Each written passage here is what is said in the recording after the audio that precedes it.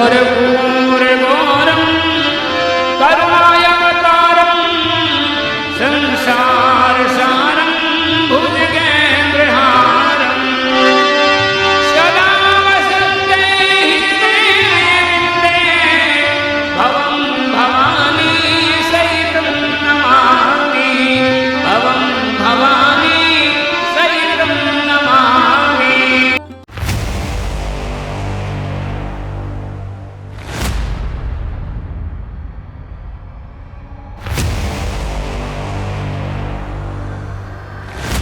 નમસ્કાર મિત્રો, YouTube channel VK okay vlog આપનું સ્વાગત કરે છે અને આજે આપણે આવી ગયા છીએ વલભીપુર અને બરવાળાની વચ્ચે એક અયોધ્યાપુરમ નામની જગ્યા આવેલી છે.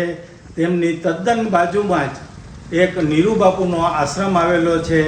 તો ત્યાં જઈ અને આપણે સંતના દર્શન કરી અને પાવન થઈએ.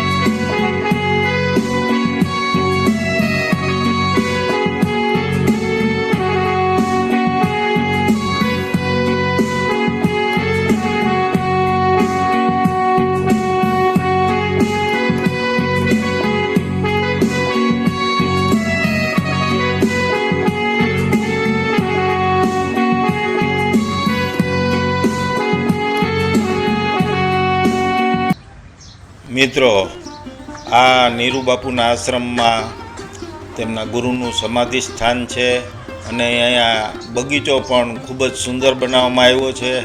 અને મિત્રો, અહીંયા રહેવા માટે લક્ઝરિયસ રૂમોની એટલી બધી સરસ વ્યવસ્થા કરવામાં આવેલી છે કે અહીંયા તમને રોકાવાનું મન થઈ જાય એવું અહીંયા આશ્રમની અંદર ખૂબ જ શાંતિવાળું અને પવિત્ર સ્થળ છે.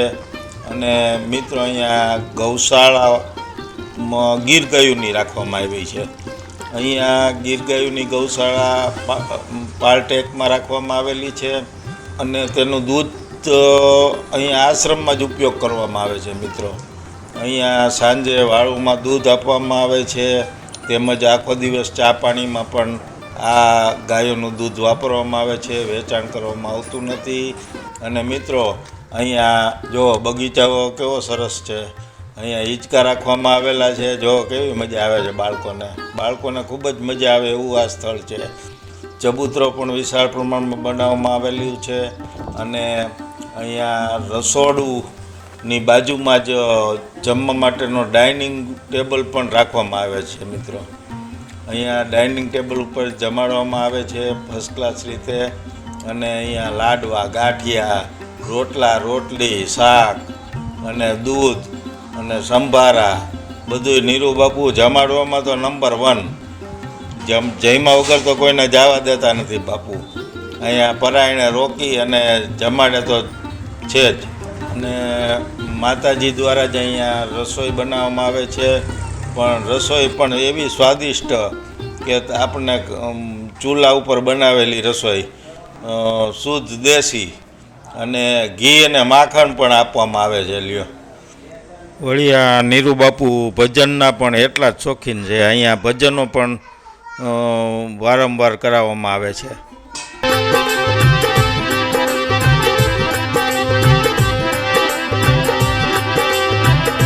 જય શિવ ઓમકારા,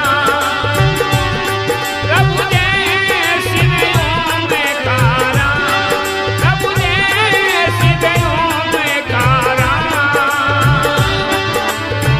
બ્રહ્મા વિષ્ણુ સદા શિવે, બ્રહ્મા વિષ્ણુ સદા શિવે, હરગંગે ધારા, ઓમ જય શિવ ઓમકારા.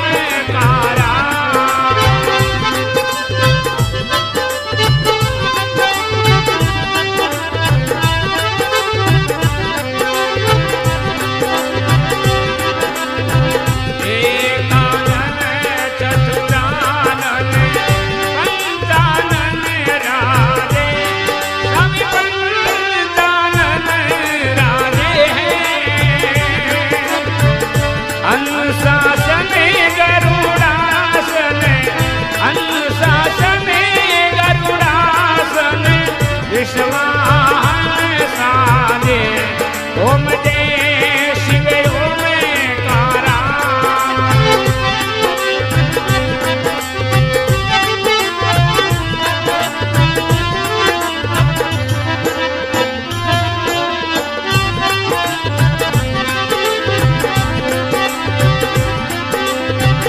દો ભુજી ચાર ચતુરી ભુજી દસ ભુજી અતિ શોભે, સ્વામી દસી ભુજી અતિ શોભે.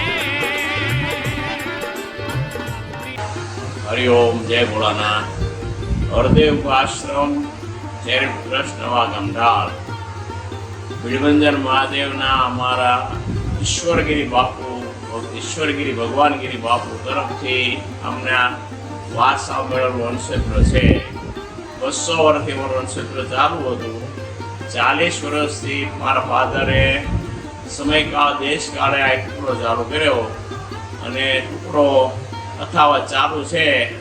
ખાય એનું ભૂલું થાય, ખવડાવ એનું ભૂલું થાય, આવે એનું ભૂલું થાય. જય મહાદેવ, મહાદેવ. વ્યસનમાં બીડીનો 200 દંડ છે, તમાકુનો 300 અને દારૂનો 10,000.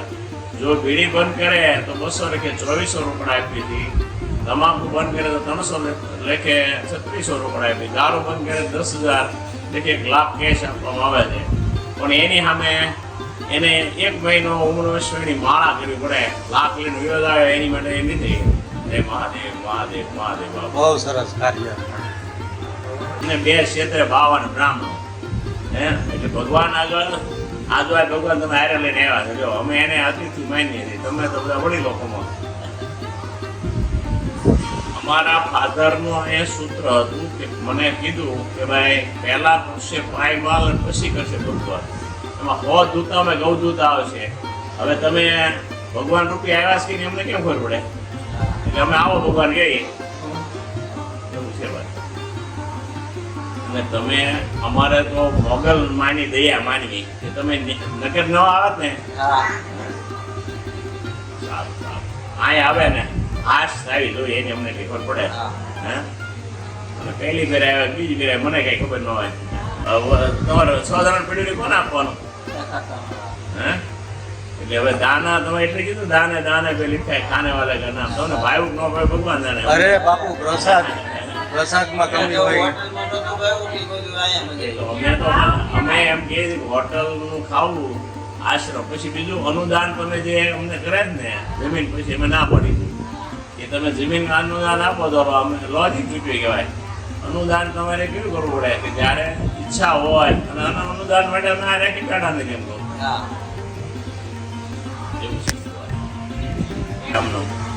અને અમે ગવર્મેન્ટ સર્વન્ટ છીએ અને ગ્રસ્ત ભાવ એટલે અમે સગવડ બધી રાખીએ છીએ, ઘોડીઓ રાખીએ, તમને આ બધું હોય. હે પછી જેવો માણસ એવું સ્વાગત કરતા અમને આવડે.